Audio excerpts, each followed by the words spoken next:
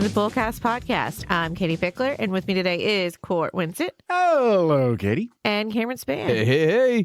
It's like Fat Albert. Yeah. Are we talking about Fat Albert today? Yeah, absolutely. So many years now, we have frequently referenced something that we coined, a phrase that we coined very, very early on in the podcast when we say, oh, there's a jargon violation. And of course, Jargon violation. Yeah.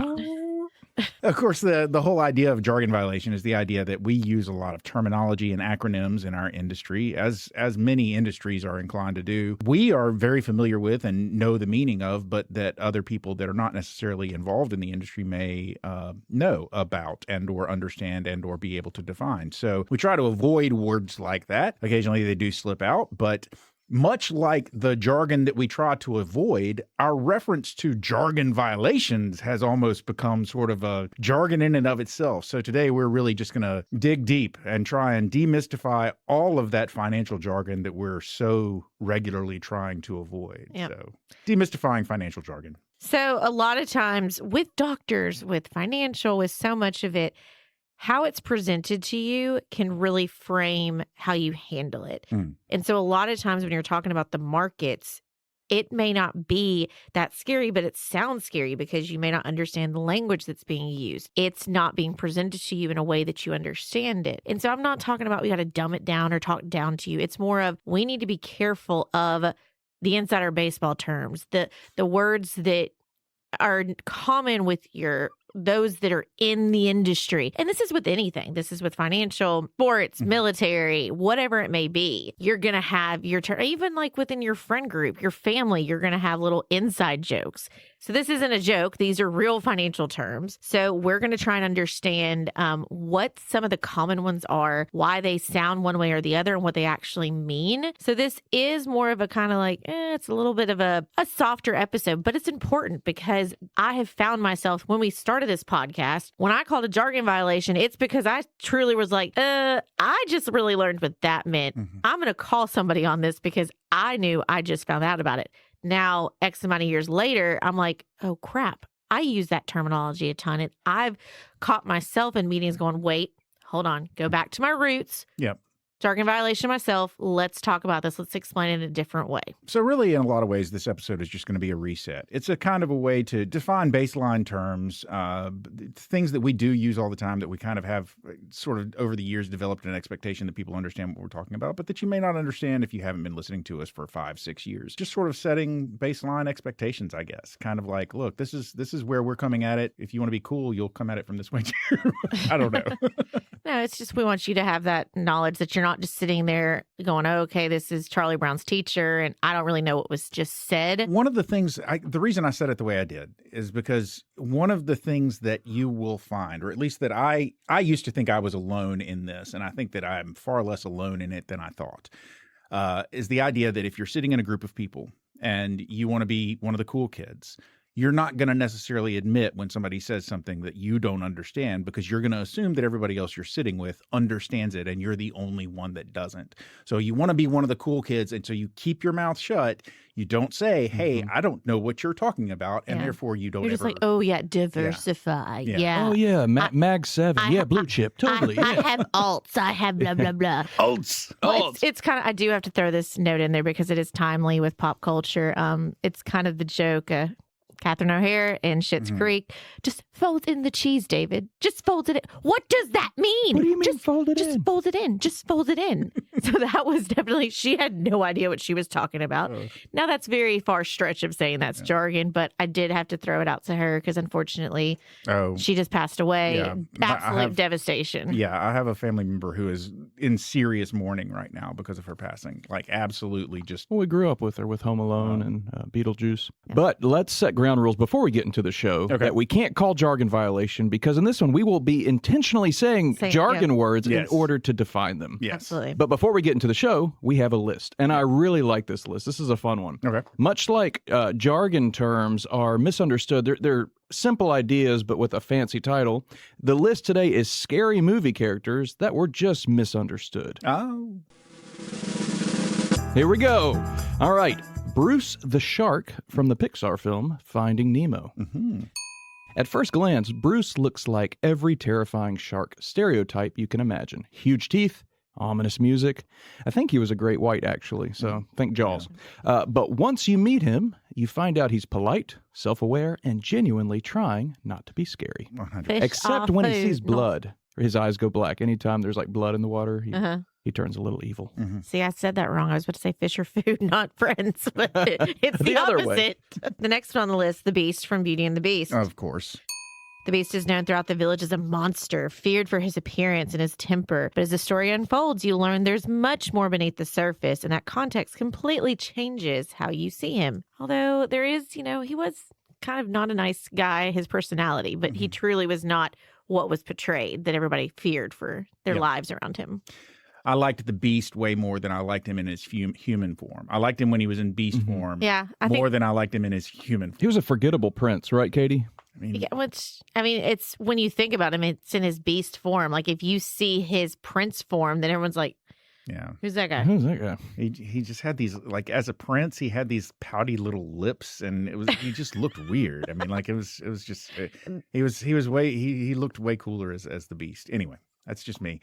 Okay, so this next one was actually somebody, if you take part in all of our media, then you may have seen one of David Pickler's more recent newsletters where we talked about Pixar. This character had kind of a prominent sort of spot in David's newsletter. This was Sully from Monsters, Inc.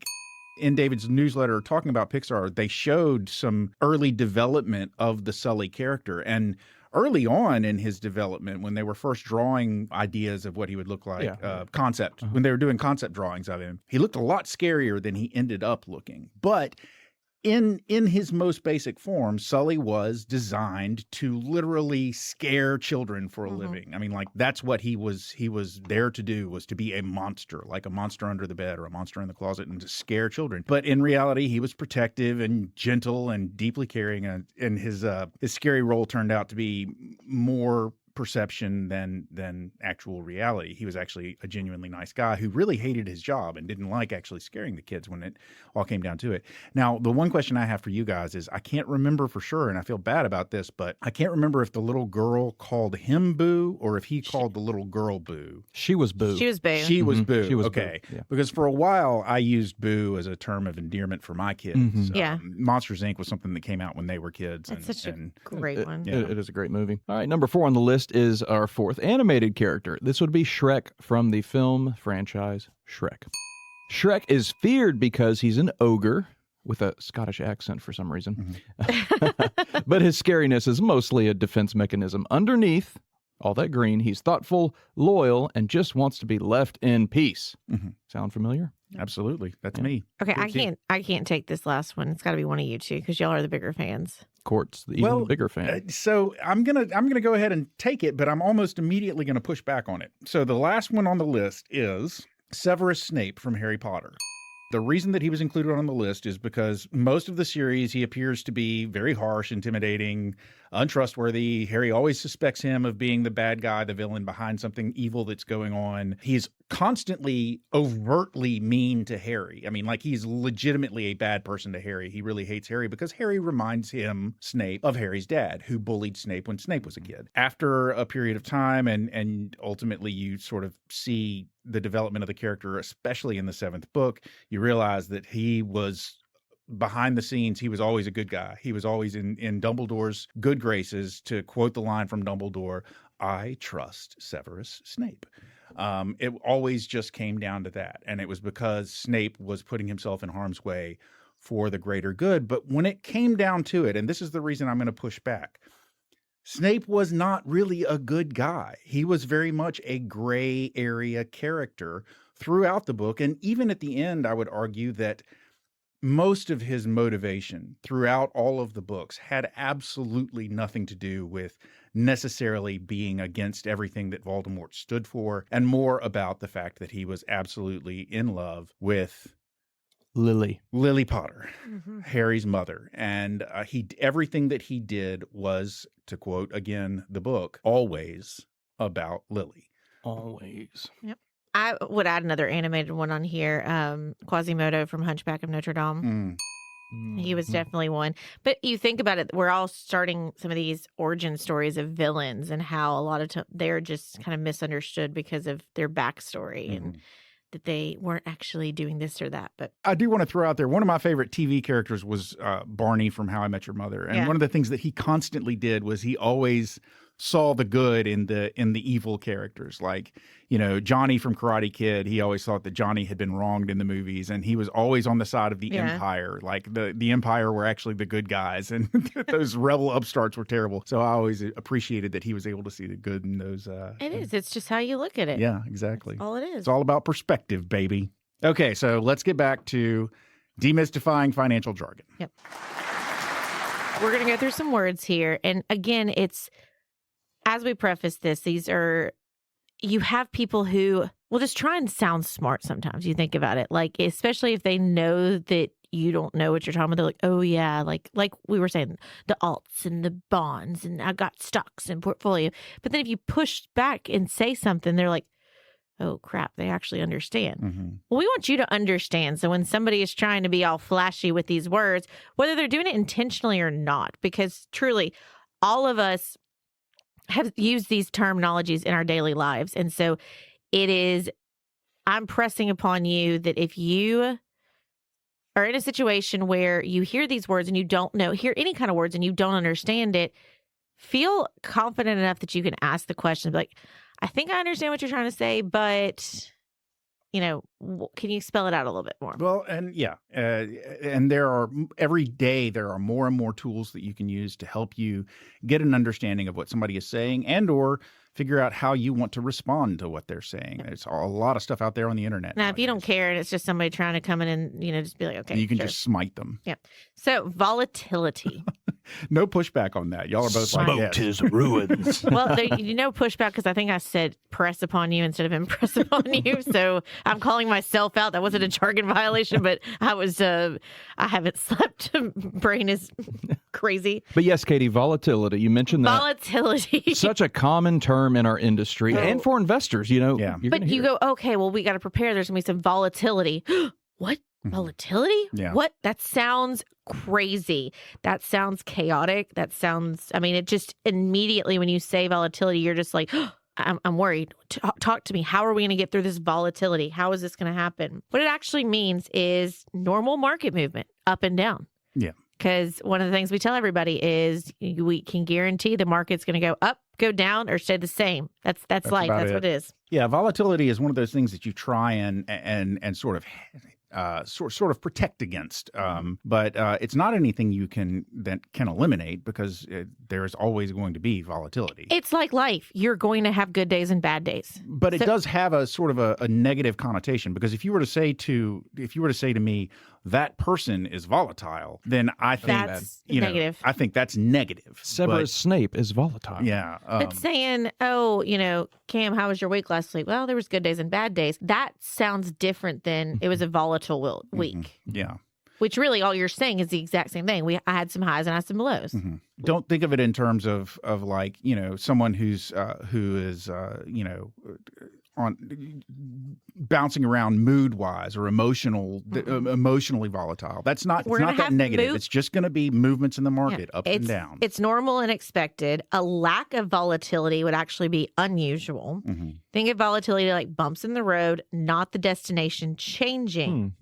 Volatility isn't risk by itself. It's part of how markets function. I want to go back to that bumps in the road, not destination changes. So it's just going to be, okay, you know, you're on the roller coaster. It's that little bit of whoop, but then we're still coasting upwards or downwards, whichever direction we're going. Give me another word.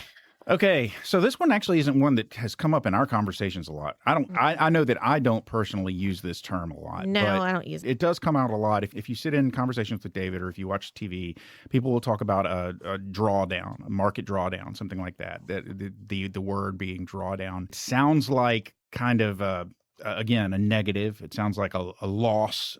It there's a sense of permanency to it if you just take it at its face. But what it really means is just a decline from a high. Whenever the market or a particular stock of the market peaks, then eventually every investor is going to expect that there is going to be a drawdown, a kind of moment in time where things are going to come back from that high that they reached. They're not final by any stretch. A drawdown doesn't mean that it's going to stay that way forever. It's not the same as a correction, but I would kind of put them in the same sort of category. You can't expect to be at a high forever. It's going to back off from the high. And so that's a drawdown. A correction like is where, every day can't be the best day ever. Right, exactly. So, but it's similar to, but not the same thing as a correction. The reason why it's okay to clarify, there's a lot of words in the English language, and I mean, multiple languages, I'm sure, that have different meanings. Because when I first saw drawdown, I'm thinking of draw down your accounts. That's a whole different strategy. Oh, we can put together a plan in place to draw down the portfolio which I use that in my terminology a lot, but I would use more like pullback, things like that. So there's different words that have different meanings. You've got to have context clues. In fact, the other day, David said a word and I was like, can you use that in a sentence? And he kind of looked at me funny, but I wanted to make sure I understood the context of what he was talking about. And that's, I got a dirty look because I'm his daughter. And he's like, are you being smart? But no, I wasn't being cheeky. I was just like, hey, use it in a sentence. I don't know what you're talking about. Give us another word. Sure. Next on the list would be allocation. This is something you hear your advisor say all the time. Any advisor. Allocation. I don't care what it says that it sounds like. To me, it sounds like a lotion. Allocation. Ooh, your skin looks so smooth. What have you been using? Allocation. Okay, maybe not. Yes. Okay. Apart from lotion, it can sound technical and boring. Allocation. What it actually means is how your money is divided across different investments, whether that be stocks, bonds, cash, blah, blah, blah. See, I like to think of this as allocate. Where is it? Sector. I was trying to think of sector earlier. It's, allocation. Where do you have it living? Is it living? Because this is going more down allocation of how is it divided between stocks, bonds, cash, other positions, but also it's where are you housing it?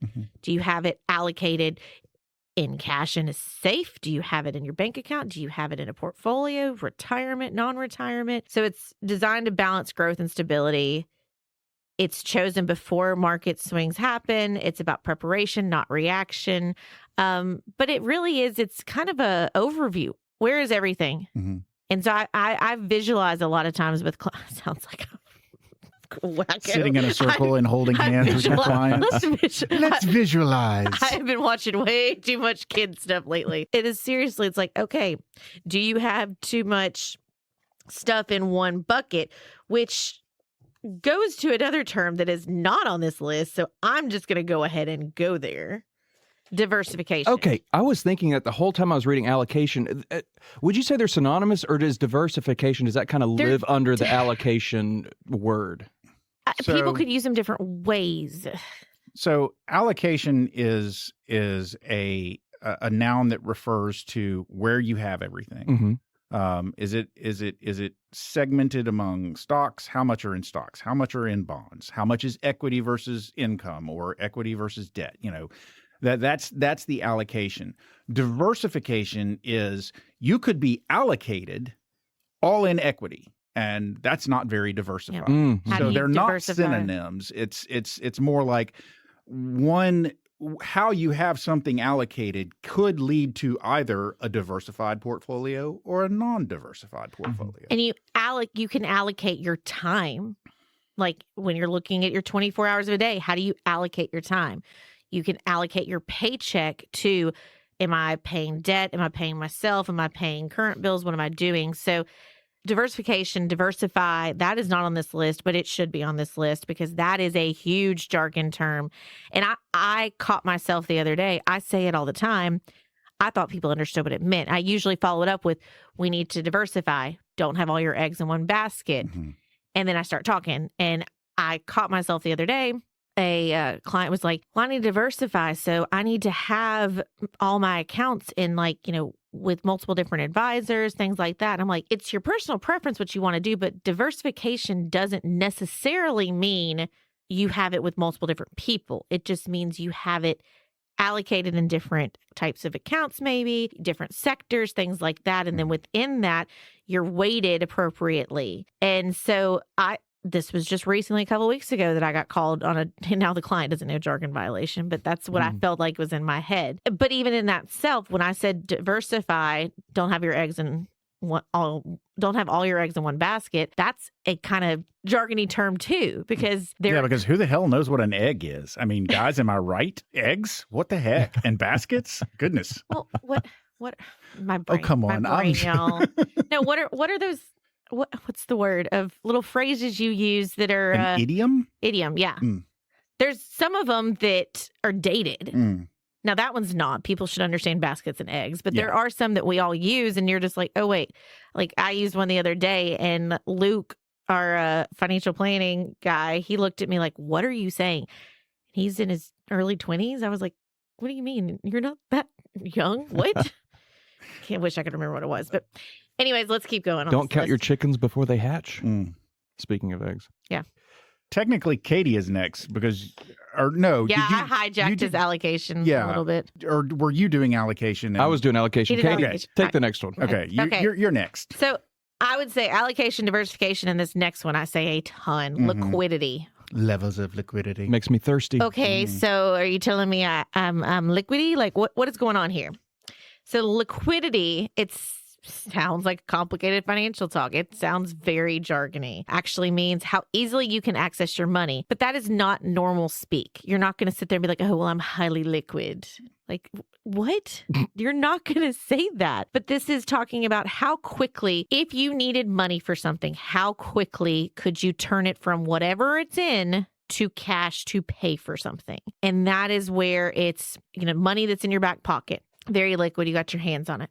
Money that's in a bank, you've got access to it unless it's tied up. And by tied up, that's kind of a jargony term, means there is a restriction associated with it. There's a holding period, or there are penalties if you were to take it out. Like a 401k. That is not liquid. That is not liquid if you're under 59 and a half. And then if it is, then you've got like taxes to think about it. So yeah, it's not as liquid as your bank account. Other things that are not as liquid is you think about, Court mentioned, stocks and things like that. How you have it allocated, how you have it diversified, then that could determine how liquid it is. A house, you cannot take a brick off your house to then go pay your light bill.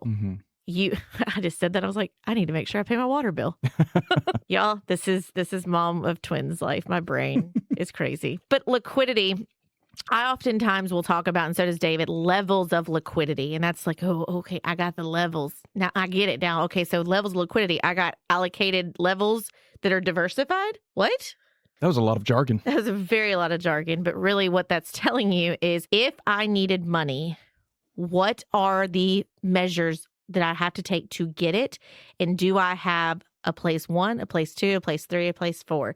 Do I have levels that this is where I'm going to go to first because it's the easiest, all the way down to the most illiquid assets? The one that are the hardest to get access to is going to be those properties.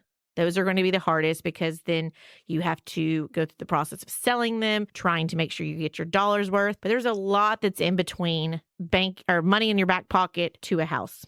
Okay, I guess it's fitting that I would get this term because I brought it up earlier, but the next jargon term on here is actually correction. And earlier I mentioned that drawdown is similar to, but not the same as a correction. Well, technically what you can have, a drawdown refers more to, a lot of times to, it can refer to like a portfolio or a particular stock, and it is specifically related to a high and how far something drops after that high. And the measurement of the drop or the drawdown doesn't change until the stock or portfolio or whatever, the market, whatever it is, reaches another new high, right? Okay, so if you think of a drawdown as the difference between whatever the high is and whatever the low is, and where that stock or that portfolio goes. That's a drawdown. A correction is a specific measurable amount of drop. And it does, again, it sounds like if there's a correction, then it sounds like something is wrong that had to be corrected, right? But that's not necessarily exactly what it means. It's basically a market drop. And usually it'll be between 10 and 20%. They're very common. Somebody says,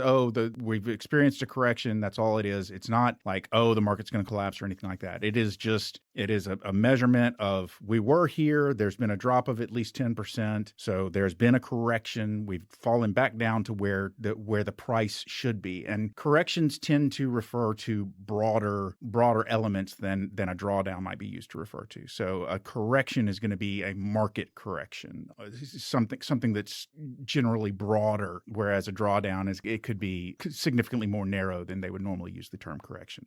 Okay, having said all that, is it clear, or did I just make it clear as mud? Clear to me. Yeah, clear to me. Okay, that's great. Katie, you want the final one? Yeah, take it. I can take it. Principal, you are being sent to the principal's office. No, that's not what this one is. This is, again, definitely one of those words in the English language spelled differently. Mm-hmm. It's P-A-L, principal, to the principal, which is the same. I don't know why I'm saying it that way, because it's the same way as the principal. In your school, yeah. In your school. Yeah, principal is a principal in your school, or so principal. You spell it that way, and then principal is PLE your principles. Principal is like the rules that you follow. Yeah, but so ideals. If you see principal, P-A-L, your pal, this is not necessarily your pal, or is it your pal? Because it sounds like school. Just stick with me, okay? I know I'm crazy. Principal is your original investment plus anything you have added of contributions. So what we mean by that is when you're looking at your portfolio, when you're looking at, has your money grown or not? What has it done? And you're sitting there and you're freaking out. And this advisor is looking at you and saying, well, it's been a volatile year, but don't worry, you've got liquidity and allocation and diversification, but your principal is intact, blah, blah, blah. And you're like, what is happening? How much money have I lost? How much have I gained?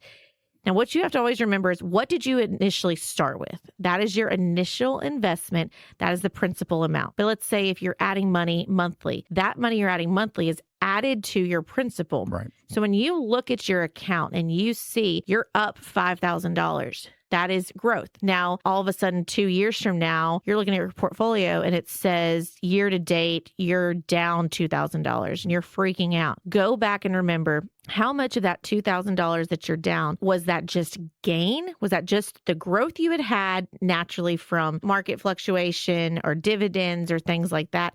Or was that actually taking away from what you put in? Anytime you look at an investment, you always want to go back to, how much did I put in and where is it currently sitting? Because you will have fluctuation. You will have volatility, as we said, which is not a scary word. Your account value is going to go up and down. So always go back to, what did I put in there, and measure your growth or losses off of that amount, not just off of, here's my statement, because you need to look at your statement and see, what is the measure? Is it measuring from year to date? Is it measuring from initial? And then how is it allocated? So I know, for instance, on ours, you'll see starting balance, withdrawals. It'll show if you've pulled any money out, because then that needs to be considered. If you took money out, that's taking away from your principal amount, and then it's going to show your growth. Yeah. I will hopefully simplify. If I come to you and I invest with you, if I bring you as my advisor $100,000 and say, here, invest this. Yeah. And a year from now, I haven't given you any more money, and my account is now worth $125,000. Then I have $100,000 of principal. Yep. And $25,000 or whatever I said, $20,000 of growth. Yeah. The principal is the 100, and anything above that is growth, is earnings, whatever you want to call it, but it's not principal. Yeah. On the other hand, I come to you and I give you $100,000, invest with you. And then every year for the next 4 years, I bring you an additional $25,000. Then at the end of that, my principal is what? It's $200,000. $100,000 plus 25 for 4 years is another $100,000. So it's $200,000 in principal. But then you had to borrow $50,000 from it Yeah. So so now you're at 150. Now my principal's at 150. The point is, I didn't lose $50,000. I withdrew you took $50,000. Yes. If my account is only worth 150, and I'm like, but I gave you 200. Well, I also took out 50, or you also took out 50. However you want to. But so you're talking about the money that you invested versus the money that you earned from that investment. Yeah. Now, let me also say this, and this is a little bit off of just the idea of principal versus, but it is important to consider, as you are well aware, because you're actually the behavioral finance person, not me, but one of the things that I've been going over and over again recently is people that have a tendency to play with their money because they think of earnings that they've gotten off of their original principal. They think of that as money that they can just play with because it's not real money to them. No, that's real money. That's real money. The whole point of investing is to grow your money. And so you don't ever want to think of the growth that you've achieved as not your money, but it is not principal. It's just... Yeah, that's growth. But it is still your money. Yeah, that's definitely, that's going down a rabbit hole. But there are people who want to pull out the growth, but then they get upset when, well, why isn't it grown anymore? Because you're not letting it do what it's supposed to be doing. But that's where my crazy random rant of principal that was falling all over the place. But principal, it's your pal. It's what you started with. It is what the original investment was. It's your starting point. So think about it that way. When somebody says this is your principal investment, then you go, okay, that's my pal. That's what I started with. We could probably do a whole series of just jargony words and defining them. I don't know how interesting we could keep it, but we've barely even scratched the surface on jargon words, but we have scratched the surface on our time. We're getting close to the end of this episode, and so I feel like we should probably wrap things up. Maybe give a bullseye or something like that. Yeah, let's bullseye this. So why did we talk about these episodes? It's because a lot of times with anything in media lately, there's trigger words. There's words that embody a certain fear or frustration or concern. And these are definitely among some of those that freak out. And so now that you hopefully have a better understanding, you know that some of these words can be used in different ways. And now go forward and figure out, okay, when somebody's saying this, I have a little better understanding, or you at least can then have a follow-up question that makes sense of it. So when Joe Blow's going, we got to diversify, make sure your allocations and make sure you're liquid, be like, okay, so give me my order again on where's the first place I would go to get cash if I needed it. And then that really shows, okay, they're going to then break down for you, here is where everything is, or they should. So I think that although we haven't explicitly said it, I think we've sort of implied, one of the things that these words all have in common is you will hear them in the news. News agencies love to use words like this because it makes them sound smart. And also they do create an emotional reaction. And news companies, all of them, have a vested interest in creating emotion in their readers, their watchers, their listeners, however you consume your news. They want you to react because that keeps you stuck to them and keeps you listening and keeps their ad revenue high. So when you hear something like this and it's a word that you're not used to, or even if it's a word that we have explained to you, remember that there might be a reason that you're hearing that from a particular agency. Take it to your investment advisor, take it to your financial planner, take it to your team of experts and talk to them about what you heard on the news. Don't just go with what Fox said or with what ABC said or with what CNN or CSPN or any of the C's. Go and talk to your professionals about it. And remember that these words, they may have an emotional connotation if you just hear it and you just, respond to it emotionally, but usually they're much more grounded in ways to describe what is going on in the market. And they don't necessarily mean good. They don't necessarily mean bad. They are just the terms that we use to describe what is happening.